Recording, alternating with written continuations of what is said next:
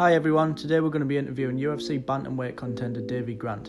He's been in the UFC since 2013, he's got a record of 12 wins and 4 losses, and on March 13th he's going to be fighting Jonathan Martinez and a chance to extend his win streak to 3. Just want to start things off by congratulating you on your last fight, and you're welcome. I just wanted to get an idea of Fight Island and a little bit about what that was like, to be honest. I mean, it was surreal. It was like I felt so lucky because everyone else was in lockdown, and then I was floating about on a bloody private beach. Do you know what I mean? It was I just felt like it was a really lucky experience. It was an absolute privilege to be able to get out there and then to go and get the fight like that and then the win. It was fantastic. Honestly, one of the best experiences in my life, without a doubt. Yeah. Did it affect your performance much? Because what time were you actually fighting? Well, it was. I think it was like 2. I think it was like 2 o'clock in the morning or 1:30. Right. I'll be honest. I'm not a big fan of the later shows. You know, when you've got to stay up to like after o'clock in the morning. I'm really not a fan. I did it in Manchester and I did it again in Abu Dhabi. I'm not sure if it makes a difference or not. To be honest, I think the way I look at it. As if someone came in your house at 2 o'clock in the morning, you're going to jump up and you're going to attack them. You know, as long as your body's going to switch on no matter what. You haven't got much of a choice. So, but I prefer just the normal cards, if I'm honest. Right. So, are you interested in going back? I'd still love to go back. Yeah. It was like I say, it was a great experience. Good memories out there, and I'd go back in a jiffy. Did you break your jaw during the fight? Yes, broke my jaw 2 places in the first round. So, I mean, we went straight to the hospital, and when we come back to the hotel, because we'd been outside the safe zone, we had to quarantine away from everyone anyway. And then, but our flight was the next day, so literally we just got straight back on the plane and straight back home. Right, eating through a straw. Yeah, well, just about. I could suck food on the plane on the way back. I could suck the fish, and. What else? There was a bit of hummus. I could sort of suck the hummus. Do you know what I mean? So it wasn't just through a straw, but it was absolute nightmare. Because you know what it's like for guys who diet for fights. It's you look forward to eating loads of good food afterwards, and I couldn't do that for a while. Is that the first time that you broke your jaw?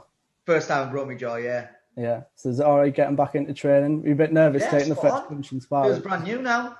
It's I mean, I don't think it'll be ever exactly how it was. It still feels like there's a little bit of swelling. So I don't know whether that's just a plate what they put in or what. But the hospital said, look, this will be just as strong as it was beforehand. So. Well, I just wanted to get your thoughts on the current division at the minute, because probably in my point of view, bantamweight division is probably the division of the year in 2020. Just, you think about Cody Garbrandt coming back. Now TJ Dillashaw, you got Sean O'Malley. Just lots going on really, and the championship sort of changing hands a little bit. So is it exciting to be a part? You know, when you see the division sort of getting a lot more eyes on it, getting a lot more excitement. Is that good for you? Oh yeah, definitely. I mean, it's a fantastic division. I think there's loads of great fights there. You know, like all the top 15 guys are all legit.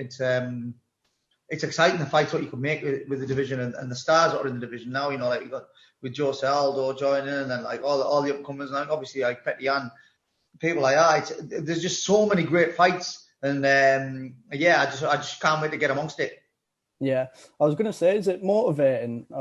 Because you've got a win over Marlon Vera, and you've seen what he's done lately. Beat Sean O'Malley. He's just fought Jose Aldo, who's probably one of the best ever. Is that like motivating, inspiring when you see how well he's doing when you've got a win over him? Oh, definitely. I mean, my fight with Cheeto, I mean, it was a long time ago, but he just went on such a tear afterwards. And with no disrespect to him, I felt like I was like just way like levels ahead in the fight. And then to see him go on and do so well afterwards, I think I don't know how many wins he did, but he went on a great run. Yeah, it is inspiring, and it just gives me just fills me full of confidence. What do you see happening next in terms of the belt? Then we've got Peter Yan versus Aljamain Sterling. Who do you see sort of coming out on top with it all? Because it's a little bit up in the air at the minute, isn't it? Yeah, I mean, I'm not sure. I mean, Peter Yan, he's such a great fighter. And but so's Aljamain. It's both tough guys. A great fight. I'm not sure what's going to happen. I think I'd probably side with Yan But I don't think he could ever sort of write Sterling off. Fair enough.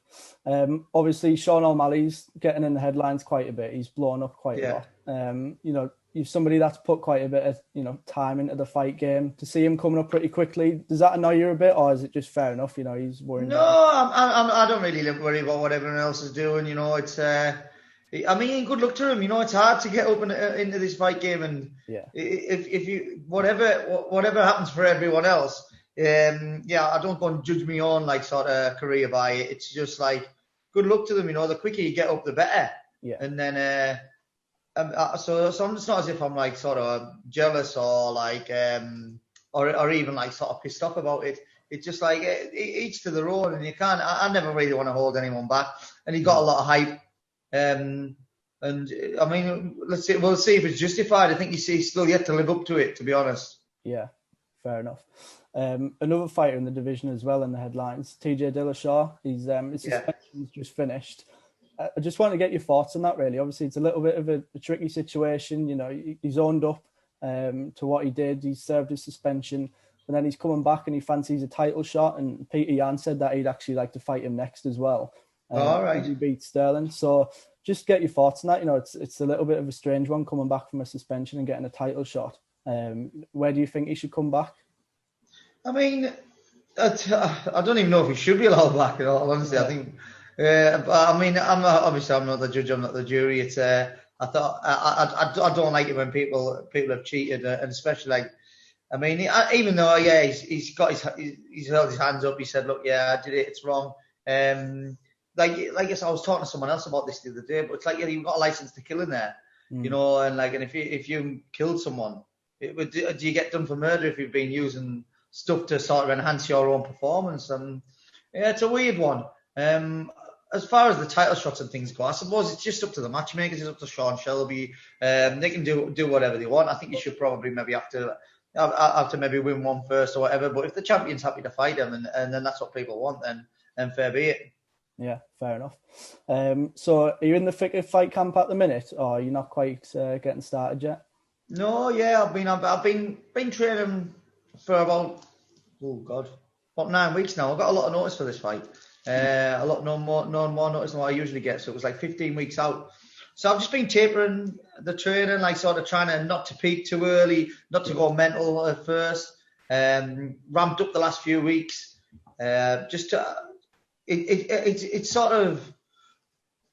It's been a great camp up to now, like as far as injuries go and just the way I'm feeling. I'm really feeling ready for this one. And like I say, coming off 2 wins, confidence is riding high at the minute. So I can't wait to go out there and show some improvements.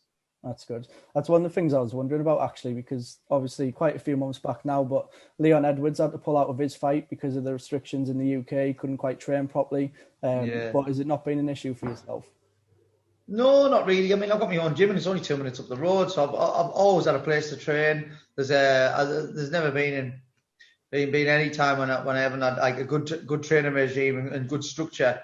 So I'm really lucky like that. Really. So what's sort of your process when you get offered a fight then? Are you one of these people who, do you do a lot of research into your opponents, or do you just worry about yourself and take on all comers? No, not really. I usually let them worry about me. I watch videos of them. I feel like I can weigh people up pretty quickly. I just watch a little bit of what happens, like when they're getting it put on them, like, or what do they like to do? How do they react under pressure? What they like moving and coming forward? What shots they like to throw? Not like I don't religiously study them like some people do. Do you know what I mean? Everyone can come with something totally different. I mean, I know I come on every fight. I try to come in with something new, something different, something what people haven't seen before, and hopefully just let them worry about me. Yeah, fair enough. So have you got any thoughts on Jonathan Martinez then? I mean, he's good lad. He's coming off a great win off against Thomas Almeida. I was a big fan of him. I thought it was a great fight. Likes to stand. I'm pleased with that. I like to go in there. It's always nice to know that you're going, or you're probably looking towards a stand-up scrap. I think that's what people like to see, and I prefer to prepare for these type of fights. To be honest, he seems like a tough guy. He'll be in there, and just a great test. I can't wait to go and put it to him. Yeah, that's one of the things I was going to ask, actually, because he's never been finished in his career. and obviously coming off that knockout, you got the bonus. Do you find yourself thinking about getting the bonus again, or do you try not to think about that? Oh, I mean, you're always want to be going out there for the bonus. I mean, I'll be looking to knock him out, whether he's been knocked out before or not. I'm not really worried. It's everyone can get knocked out, and I mean that's what I'm going to be. That's what I'm going to do. If I see a submission, I'll jump on a submission. I'm not bothered. I'll be looking to finish the fight. And if that happens, champion. If not, then hopefully win by decision. I'm not really bothered. I just want to go and get the win, go and have a good scrap. That's what I'm all about, just enjoying it. Do you think much about sort of the next steps then? Because obviously this will be 3 in a row if you get this win. Do you sort of think, right, this is what I want to do after I get this win, or do you just take things as it comes?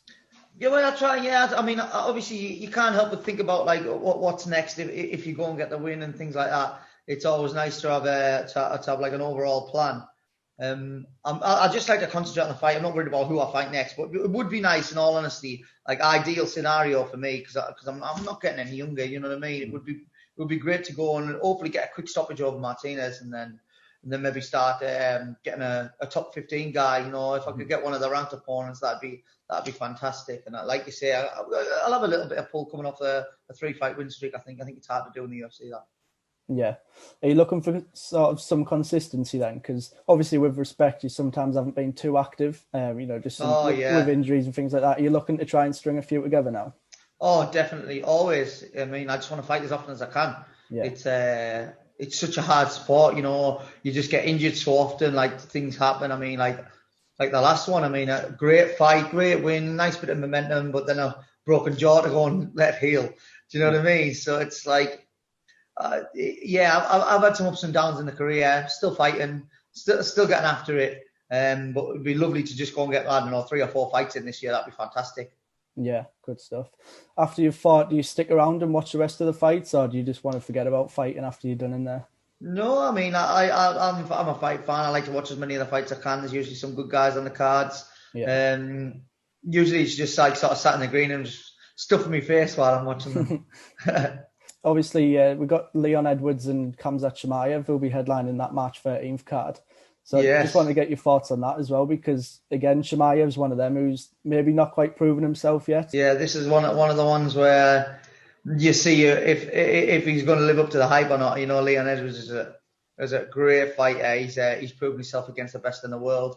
He's having a great run in the UFC. So, yeah, this is going to be one of them fights where we'll see if he's as good as what a lot of people think he is. Well, what does 2021 look like for yourself then? If you try and map it out for us, what do you think the year looks like?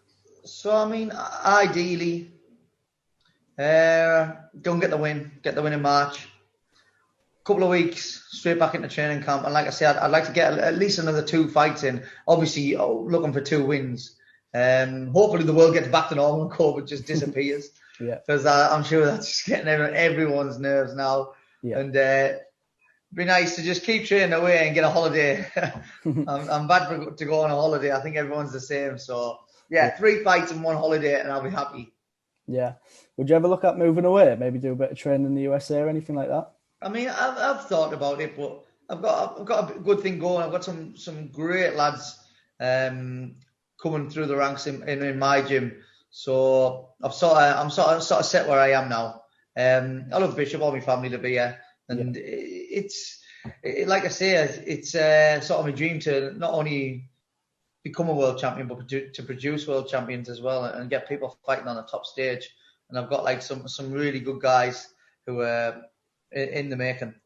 Yeah, that's one of the things I was going to ask about, because obviously you mentioned you're not getting any younger. Do you find yourself sort of thinking about the next stage, after your fighting career? What sort of next year would it be coaching? Oh, yeah, definitely. I think I'll coach for as long as I'm physically possible. Yeah. I love fighting. I love everything about it. I love the build-ups. I love like even the project of having a fighter to work with to get them like fighting at their best, and analysing other fighters for them to fight, and being in the gym with the lads. It's my life. It's always going to be my life. Yeah. So yeah, coaching is going to be a massive part of my life once I retire from actively competing. Yeah, nice one. Really appreciate your time. No problem. Hopefully we can chat again. Maybe after you get that knockout winning, another performance bonus in March. But mate. It's on my birthday as well, so just give me a quick birthday shout out when you win. That'll do. No problem. Right.